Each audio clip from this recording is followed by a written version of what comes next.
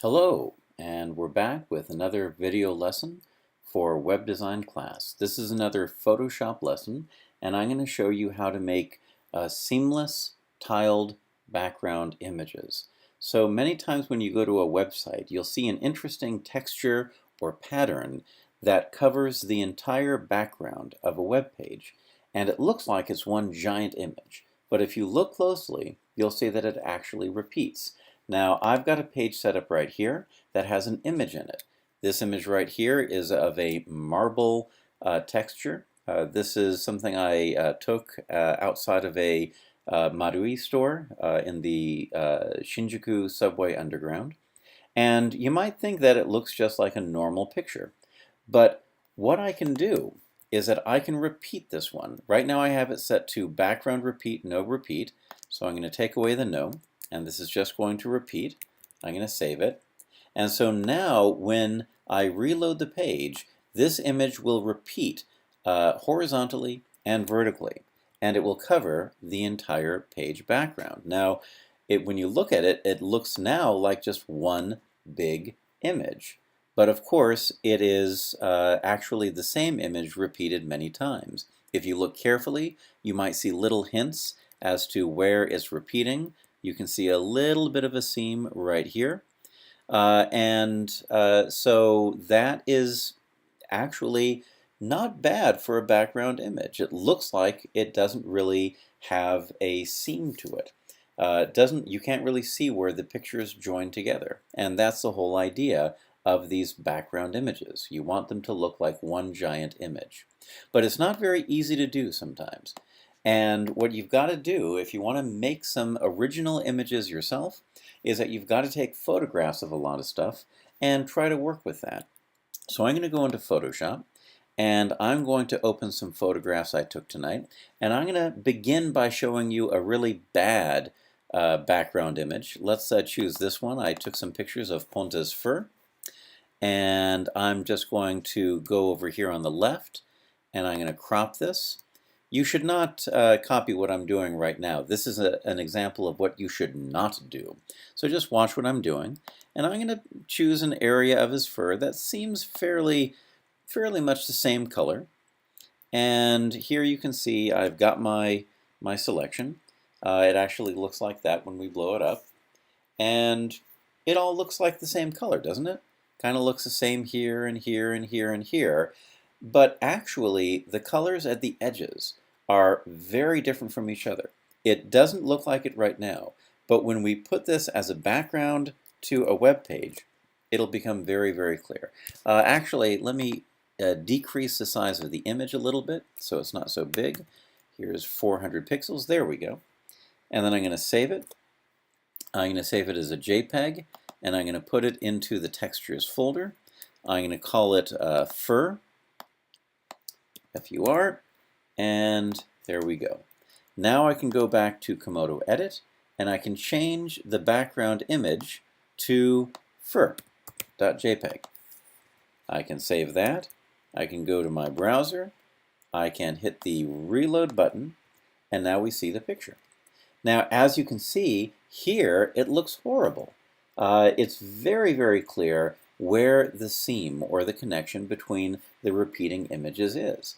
And the reason why is because even though the image looked okay by itself, if I go back to Photoshop, this is what it looked like. It looks like the colors are pretty much the same everywhere in the picture, but in fact, as you can see, at the top of the picture, the colors are significantly darker. At the right of the picture, it's significantly lighter. So you get these light, dark, and even some color changes. At the bottom, it's more pinkish brown. Top, it's more orangish brown. So this really does not look good as a background image. So a lot of subjects you'll find will be this way, and fur is one of them, especially because the fur changes color over the body of the dog, and the dog's body is rounded. So that increases the difference in shading between one area and another area. So you want to choose something which is somewhat more regular in color. Something like wallpaper on a wall, the texture that you see on walls sometimes. Maybe an image of the street in sunshine. where there's not much shading difference. I'm going to choose an image that I took earlier today, and this is of a curtain. So here's my image. I just took a picture of a curtain, and as you can see here we have some lightness. Here's some more lightness and darkness. So these areas are not good. But if I want to zoom in and see just the middle of it, not the light part here, not the light part there, but just this middle area, this actually looks like it's fairly regular. Like the color at the top is very similar to the color at the bottom. Okay, so you should have this image, and I'd like you to follow the same steps that I'm doing. Go over to the left and select Crop. This is the Crop tool. So if you click on that, you can then select a square area. Now, to select a square area, a good technique is to hold down the Shift key on the keyboard. If you hold down the Shift key and then you select, it will select a completely square box. So I'm going to click and drag while I'm holding down the Shift key, and I'm getting an exactly square area. It's called constrain when you hold down the Shift key, and it makes a perfect shape. Okay, so now my shape looks pretty good. That's pretty much what I want. The colors look even. So I'm going to hit Enter.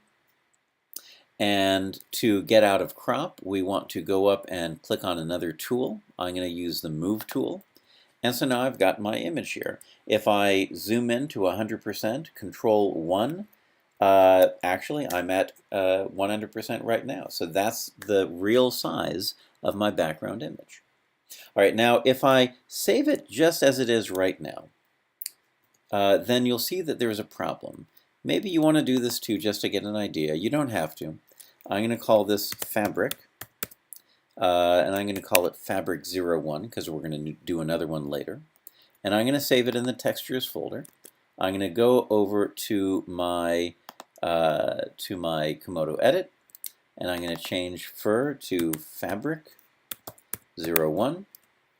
I'm going to save that, and in Firefox I'm going to reload, and now you can see it actually looks pretty good, but it's not perfect. If you zoom in on it, you can see very, very slightly that here's where the seam is. Here's the top and bottom actually mix very well.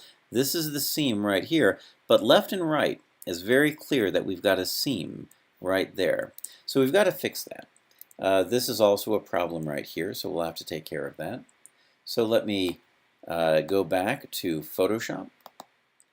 And the way to fix those seams is to basically move the image down and to the right so that the bottom of the image comes down from the top and the right side of the image comes across from the left. So it's kind of like we're moving everything down and to the right, but the right side and the bottom will repeat at the top and the left. So let me see if I can show you what that means. You need to go to the Filter menu. You need to go down to Other, and then here you need to choose Offset. So what this will do is that it will shift the image down and to the right, and the bottom right areas will come back down from the top and the left. So I'm going to say Offset. Now you have to decide an amount. I don't know if you can see this, but you can see here's a seam and here's a seam. So basically this corner of the image started coming down from the top left. And so now we can see where the edges of the image fit together. Now you can change these numbers. I'm going to change mine to 150 by 150. And now you can see that my seams are a little bit higher and to the left. Here they are right here. And that should be good enough. I can make it 200 if I want. There we go. 200 and 200. Now we've got the seams here and here. Anything that makes these seams visible, get them a few inches away from the corners and that should be fine. So I'm going to click OK now. And now I have to fix these areas where we've got these very obvious seams. Here's one right here. You can see another one right here. We've got to fix those. And the best way to fix that is to use a tool right over here. It might look like a Band-Aid. It's called the Spot Healing Brush tool. If you click and hold down, you see there are many options. And I'm going to use the one at the top, the Spot Healing Brush tool. When you choose that, you'll see that you get this circle brush. And this is probably a good size for what we're doing today. You can set the size by going to the top left, and in this little area where you see a number, you can click and you can make that circle smaller or bigger. If I choose 117, it's going to look really big. If I choose just only about 18, it'll look really small. So you want something that's fairly bigger than the area that you're trying to fix. I'm just trying to fix just this little line in here. So I've got about a 1/4 inch or about a half centimeter or so on either side of that seam. Okay, so now all you need to do is to paint. You just need to start not at the edge. The edge will give you a bad effect, but start near the edge and just paint down over the seam.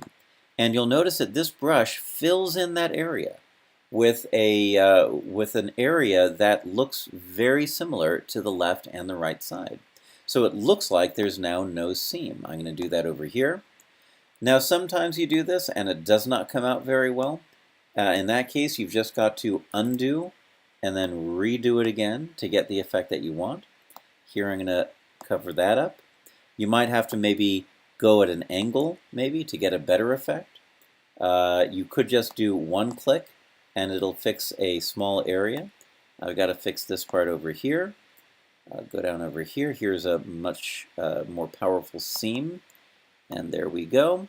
And so now the seam has mostly disappeared. I notice that there's a light area right here. I can try to fix that up. Here's another light area. Fix that up. So just whenever you see anything that doesn't look like it's very regular, just click on it and it should get fixed a little bit. And hopefully you'll be able, by clicking several times, you'll be able to make it look a lot more clean. Now the way to check if you've been successful is to go back to the filter menu and repeat the offset. You don't have to go down to do that. It should be right at the top. You can see the offset is listed right here. Just go ahead and click that, and now the picture has shifted again. But this time it's very hard to see any of the seams. I notice that I've got one right here. Do you see that right there? So I've got to fix that. There we go. Now that's fixed. I notice I have a lighter stripe of material here. That might not look very good, so I'm going to try to cover some of that up, make it look a little bit less different than the other parts. There we go. I think I've got a little bit of a seam right here. Let me try to fix that up. Here's a seam right here. So just go around and try to fix up wherever you see something that doesn't look like it's natural. And that should do it. Now I've got something which should be almost completely seamless. So I'm going to save this. And the way you save, of course, is to go to the File menu, and you can save for web. Make sure you've chosen it as a JPEG. The quality can be 60 or 70. And then when you've set all that, just click Save. I'm going to call this Fabric02. There we go. And I'm going to save it in that same folder. All right, so if I minimize my Photoshop and I go back over here, I'm going to change Fabric1 to Fabric2. I'm going to save that, and then I'm going to go to my web browser here. Again, you can see the seams right in here, and I'm going to hit Reload. And now it looks much better. If I fill the entire screen, it's kind of hard to see where there's any repeating pattern. You can't see where the picture is joined together. You can see some dark spots. I see one right here, for example, that I might want to go back in and get rid of. Let's see if I can go into Photoshop here. And I think that dark area is right along here, but especially this area right here is kind of dark. So I can go over that and try to get rid of some of the darker areas by just clicking on them until it looks a little bit lighter. There we go. Let me save that again. But this time I'm going to save it with the exact same name, Fabric2, so that it overwrites the previous image. I'm going to replace that. And then again, go back into my browser and reload. You should see these dark areas disappear. And there we go. Yeah, they disappeared. There's still a couple of places which are not very perfect, but you can see that I've got a very nice background image now. And that's how you make a repeating tiled image. Now, if you experiment and take photographs by yourself of various textures and surfaces, you might find that, especially at first, maybe about 80 or 90% of the pictures you take will not make a very good background image. But over time, you'll get more used to how to take a better image. You'll get better practiced at Photoshop and how to make those images blend better at the seams. And hopefully, you'll be able to make some very interesting and useful background images. We're going to practice this in class, hopefully coming soon, and I can show you in person how to do this and give you some assistance. But you can make some very interesting files this way. And that's it for this lesson.